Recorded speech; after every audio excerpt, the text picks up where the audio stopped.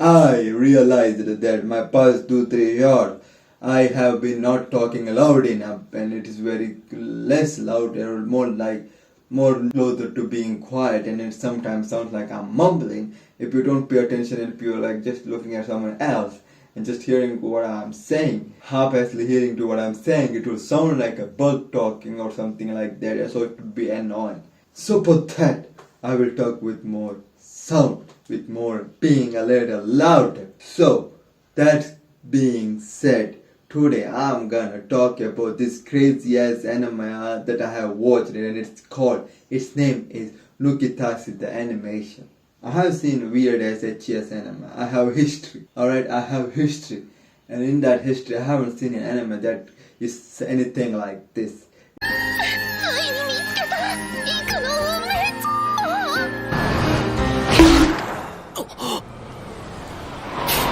It is unique, okay? It has the most weirdest plot, okay, weirdest synopsis. This anime is about an island where there is a law put upon, and that law is called as a pervert law. You heard it right. It's a pervert law. A law where it makes you fuck with other person. You should procreate. And you can procreate in any place you want. You can do it on a public place, you can do it on a park, you can do it on a top of your house, you can do it on a road, on a broad daylight. You can do it anywhere you want, but you should do it. If you're someone, as far as a student, and if you're someone who doesn't do enough fucking, you'll be put into guillotine as a punishment because you're not following the law of fucking. And that guillotine is not like something that will kill you or something that will cut your head off, but it is more like forcefully makes you come. And the way it is done is that instead of normal guillotine having a blade upon its top, they switch it with a person who is guilty of not doing bucking, and they will make that person fall down. But the way they fall down through that guillotine is calculated in a such way that no matter who you are, if you fall into that dick or vagina, you're gonna, if you're a boy, you're gonna come, if you're a girl, you're gonna squirt. No, nothing can't be stopped from that happening. Guillotine is the end of all for you to squirt. Like, this is the story of this show, man. Like, it is not taking itself serious, but at the same time it is taking itself serious because there are people who have their own preference. You have to procreate, but if you're someone who want to like do it with the same gender, or if you're someone who want to masturbate, or if you're someone who feels weird, who only want to do it with person you love, and doesn't want to do it with anybody else, and doesn't want to do it like so easily, such people will oppose it. And there will be a group of people that call themselves as that, and they will fight against that oppression. So like, there was this line this guy said, like this show being like that can put out this kind of line. マジョリティに迎合するのは理解できる。だからといって、マイノリティを踏みにじっていいのか。どうつきが当然だという同調圧力には負けたくない。俺は自分の教師を、妹のアイデンティティを必ず守る。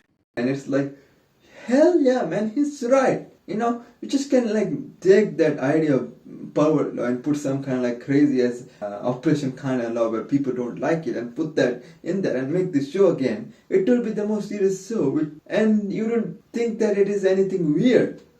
But if you put the pervert law in it and put the fucking in it, it would be weird. Or is it?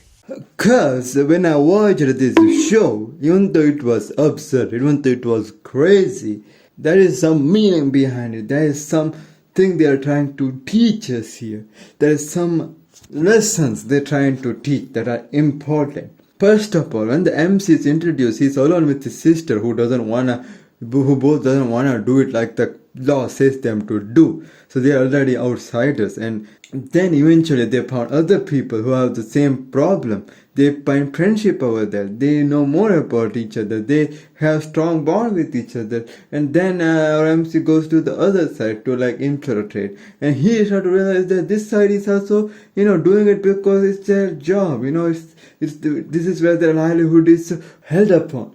Without this, they can't even survive. Their whole life is based around this. Like these people. Like not everybody, but this disciplinary committee for fucking. Student council for fucking, all these people, they are like paid by the government there, and if that gets abolished, if they like take that away, they wouldn't have anything with them. Their life would suck. Of course, what they're doing is wrong and they should fight back, but you also have to think that these are people who don't have a chance. They gotta go through what they have, what the job says. Technically, it's not illegal what they're doing, so they'll not get in a big trouble. But it's more immoral, of course.